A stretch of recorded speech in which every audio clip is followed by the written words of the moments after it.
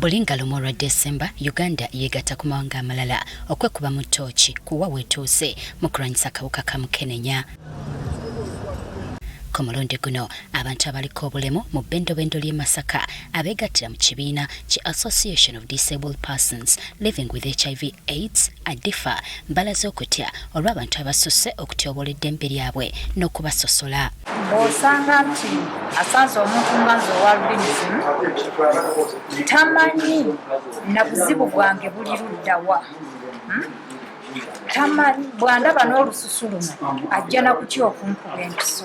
Amalwaliro sawona kanguwalira naga katabalamu bafuna embuto nammwe n'ogamba kati nze sissa. Bano bategeezezza nga bwe bayita mu kusomooza okw'amaanyi naddala bwe kituuka mu kufuna eddagala eriweweeza akawuka kano. Banagamba mwe musooke mujje abali eno mugira muli abo ate bwemaliriza nga bwemala bano nga nkoye mu mujja genda nolaba nga gwe ososoleddwa gwe ngaalikoki. Bw'ate era bano abasajja babazaalamu abaana wabula ne babalekera obuvunaanyizibwa bwonna. Violence ebadde about rape and okubeera nga abaami bagaana abaana bazadde nga baliko obulemu wamu n'abo be bazaddemu nga baliko obulemu.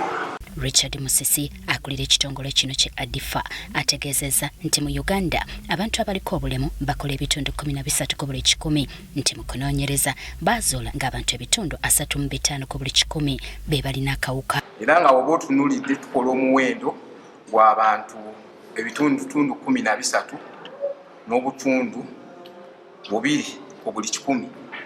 Bw'ogeragera ku muwendo gw'eggwanga lyonna tukola abantu abaliko tukola 5,000,000 5.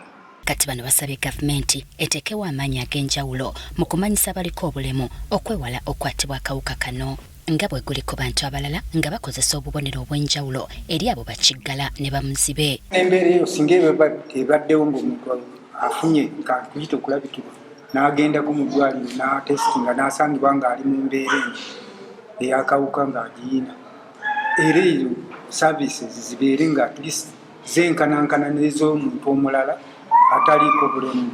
Bano era baagala bafiibweko mu nteekateeka za gavumenti ez'enjawulo. Ne tusaba nti gavumenti era eyongere okukkiriza amawulire information flow wansi mu bantu baffe abaliko obulemu amawulire tugayina ate era bwe gaba gatukkako galeme kubeera nga bantu bano bakambwe ennyo gye tuli.